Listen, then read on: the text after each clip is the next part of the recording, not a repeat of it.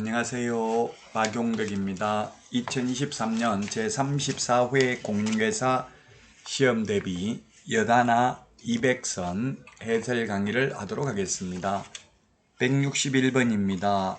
중개사무소 설치 기준에 관한 것으로 틀린 것입니다. 1번 면적과 관계없이 일종 건생에는 설치할 수 없다. 이게 틀린 정답이 되겠네요. 바닥 면적 30제곱미터 미만인 경우에는 일종 건생도 가능합니다. 그 다음에 500제곱미터까지는 이종 건생 가능하고요. 500제곱미터 넘는 경우는 업무시설이고요. 1000제곱미터 넘는 경우에는 판매시설에서 중개사무소가 가능합니다. 자, 그래서 1번이 틀린 정답이 되겠습니다. 2번 개업공개사는 그 등록관청 관할구역 안에 한 개의 사무소만을 둘 수 있다. 1등록 1사무소이죠. 다만 법인인 경우에는 분사무소를 둘 수 있는데 주된 사무소와 분사무소는 같은 시군구에는 둘 수 없다.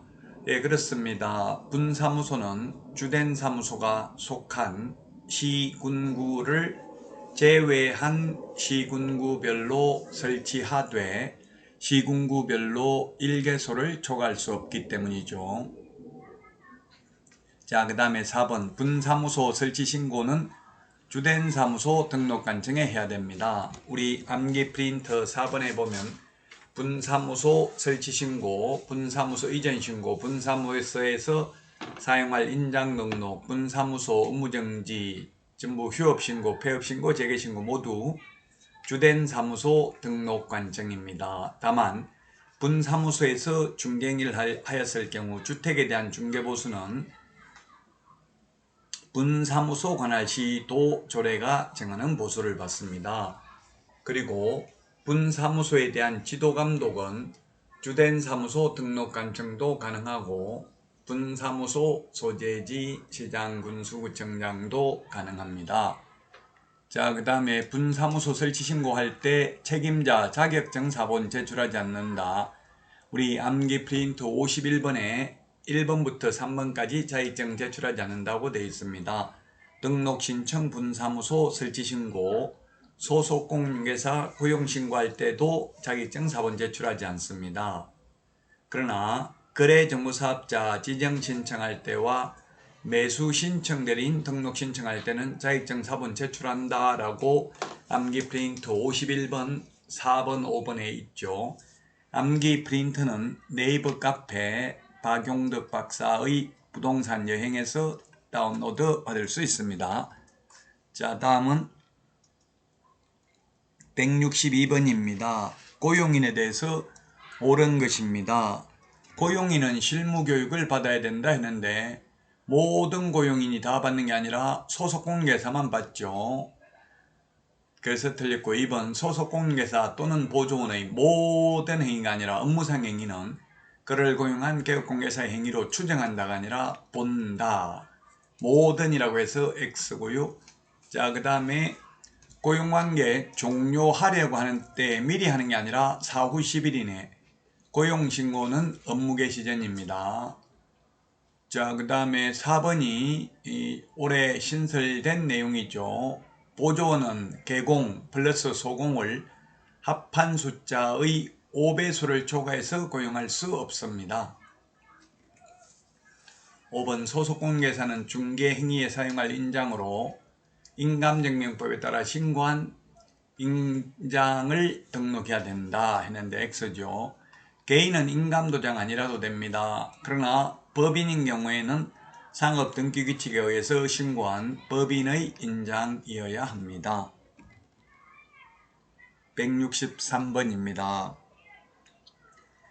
100만원 이하의 과태료인데요. 1번 개공 아닌 자가 표시광고하면 1년 이하의 징역이나 1000만원 이하의 벌금. 니은 보조원 이름을 명시하는 경우 100만원 이하의 과태료 맞네요. 그 다음에 디귿 정당한 사유 없이 개업공개사의 중개사물에 대한 정당한 표시광고를 방해하는 행위 3년 이하의 징역이나 3천만원 이하의 벌금입니다. 자, 그 다음에 소공 개공을 합한 숫자의 5배수를 초과해서 고용하면 1년 이하의 전역이나 1,000만원 이하의 벌금이 되겠고요. 그 다음에 미엄, 부당한 표시광고, 허위매물, 미끼매물, 낚시매물, 가짜매물 올리면 500만원 이하의 과태료고요. 그 다음에 비업에 필요직계 사항, 성명, 소연 등 인터넷 표시 광고하는 경우 소면, 종가형, 총사반, 개개, 입주관 이렇게 표시사항이 누락되면 100만원 이하의 과태료. 따라서 100만원 이하의 과태료는 미연하고 비업 두 개가 되겠습니다. 2번이 정답이 되겠습니다. 다음은 164번입니다. 휴폐업에 대해서 틀린 것입니다. 폐업신고 전의 개업공개사에 대하여 위반 행위를 사유로 행한 행정처분의 업무정지처분의 효과는 폐업일로부터 1년간 다시 등록을 한 개업공개사에게 승계된다 했는데 틀렸습니다. 폐업일로부터가 아니라 처분일입니다. 처분일. 폐업일로부터 1년간 재등록이 아니라 처분일이죠. 처분일. 그래서 1번이 틀린 정답이 되겠습니다.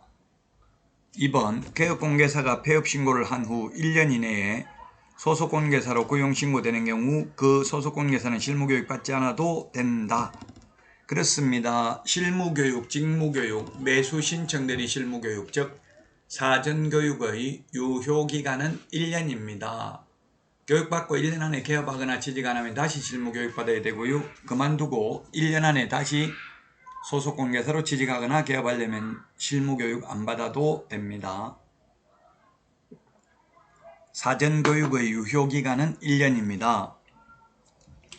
3번 공탁금은 3년간 회수할 수 없고요. 4번 분사무소는 주된 사무소와 별도로 휴업할 수 있고 5번 중개업 폐업신고는 수수료 납부사항은 아닙니다. 휴업 폐업할 때 수수료 내지는 않죠. 따라서 1번이 정답이 되겠습니다. 다음은 165번입니다. 부동산 거래 신고 등에 관한 법률 옳은 것이네요. 기업, 빈집 및 소규모 주택 정비에 관한 특례법에 따른 사업 시행계획 인가로 취득한 입주자로 선정된 지위의 매매계약은 신고해야 되고 맞네요. 미연. 자, 그 다음에 니연. 중개거래인 경우에는 계약 일방 당사자가 국가 등이라도 국가 등이 신고하는 게 아니라 개업공개사가 신고를 해야 됩니다. 자, 그 다음에 부동산 거래 신고는 잔금일로부터가 아니라 계약일인데요. 신고서 서식에 계약일이란 이번에 구체적으로 적시를 했는데요. 계약금 중 일부를 즉 가계약금을 지급받았거나 계약서를 작성했거나 둘 중에 먼저 한 날로부터 30일입니다. 계약금 중 일부를 먼저 지급받았다면 그날이 계약일이라고 신고서 서식에 유의사항에 2022년 3년 8월 20일이 일부로 신설됐습니다. 자, 그 다음에 리얼은 맞네요. 산업입지 및 개발에 관한 법률에 따른 공급계약 신고해야 됩니다. 그 다음에 미음은 신고 필정, 부동산 거래 신고와 관련된 것은 전부 적시가 아니라 지체 없이 교부입니다. 부동산 거래 신고, 주택임대차 신고, 해제 신고, 변경 신고 모두 마찬가지죠. 따라서 정답은 3번이 되겠습니다. 자, 이번 시간 여기까지 하고 다음 시간에 찾아뵙도록 하겠습니다. 여러분 수고하셨습니다. 다음 시간에 만나요. 안녕.